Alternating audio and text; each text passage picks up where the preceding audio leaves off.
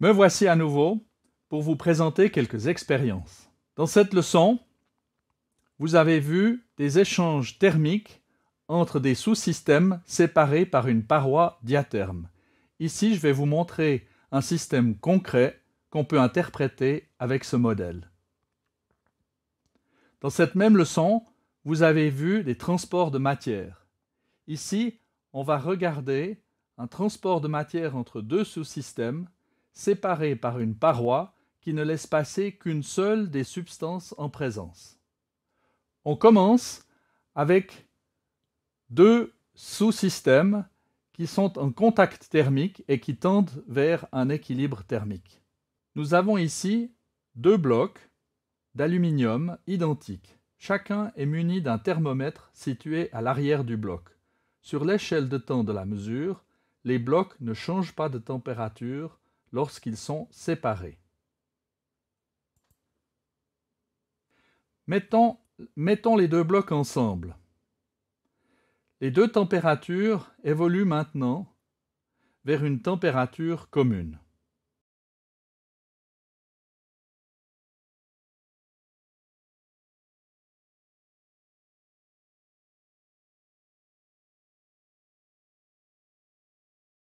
Voici le résultat obtenu. On va admettre qu'on a une décroissance exponentielle. On utilise alors la pente à l'origine pour déterminer la constante de temps de l'exponentielle.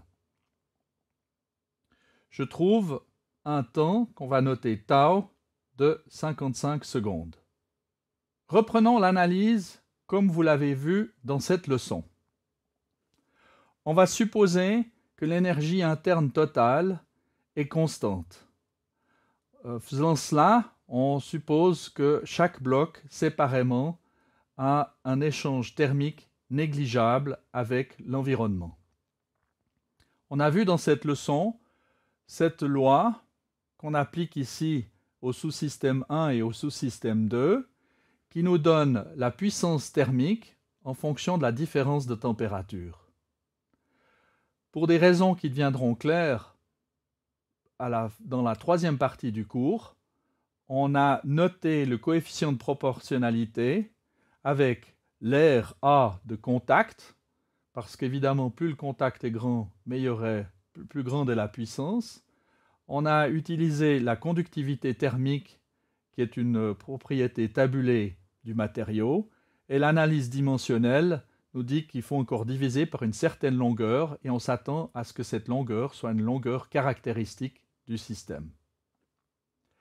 Pour poursuivre l'analyse, il nous faut encore une relation d'état qui lie l'énergie interne à la température. Je vous donne cette relation, la voici, où CV est appelé la chaleur spécifique. C'est une notion que vous verrez en détail dans la leçon 5.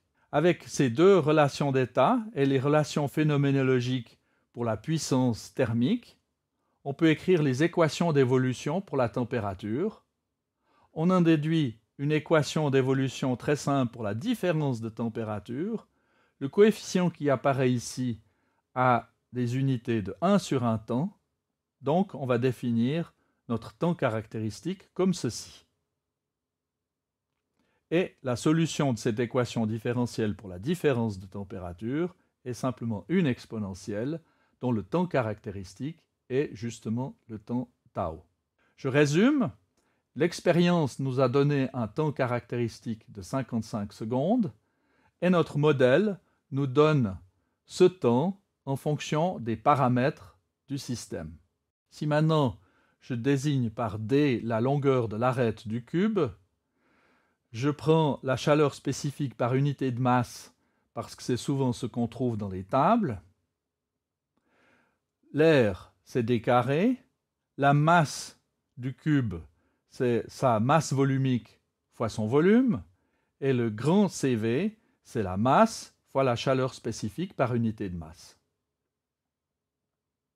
Je prends des valeurs typiques pour l'aluminium, une conductivité thermique de 100 watts par mètre par Kelvin, une chaleur spécifique de 0,9 joules par gramme et par Kelvin, l'arête faisait 79 mm et la masse volumique de l'aluminium, c'est 2700 kg par mètre cube.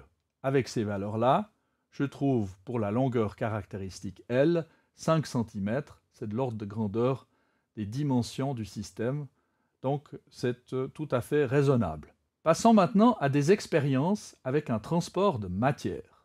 Commençons par un gaz. Nous avons ici un récipient dont les parois sont poreuses. Ces parois laissent passer l'air, mais très lentement. En revanche, l'hydrogène passe rapidement à travers les parois.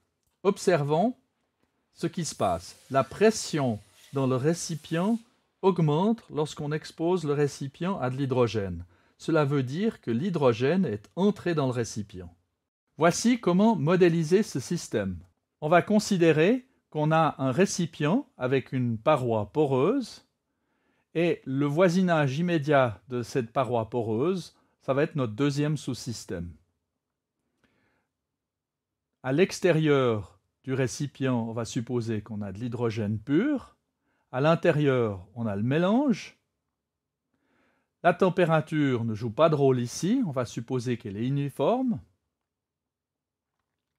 Et on va faire l'approximation selon laquelle l'air ne peut pas du tout passer à travers la paroi poreuse.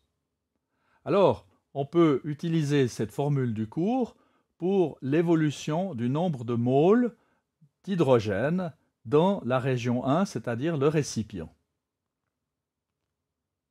Vous avez encore une fois un coefficient de proportionnalité analogue à celui qu'on a vu tout à l'heure, où on a une longueur L qui intervient.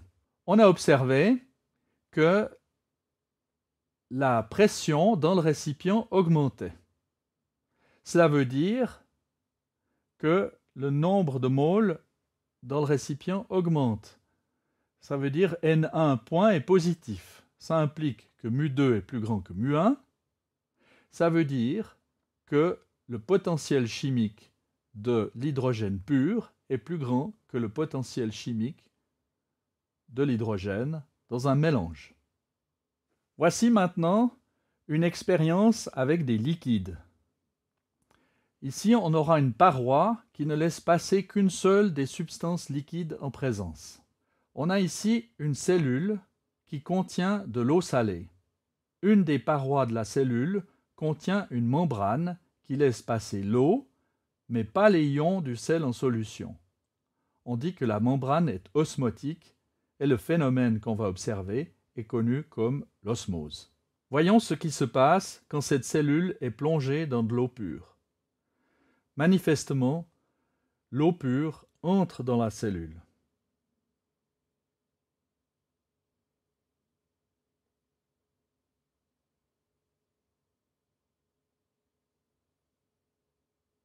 Voici une représentation schématique de l'expérience.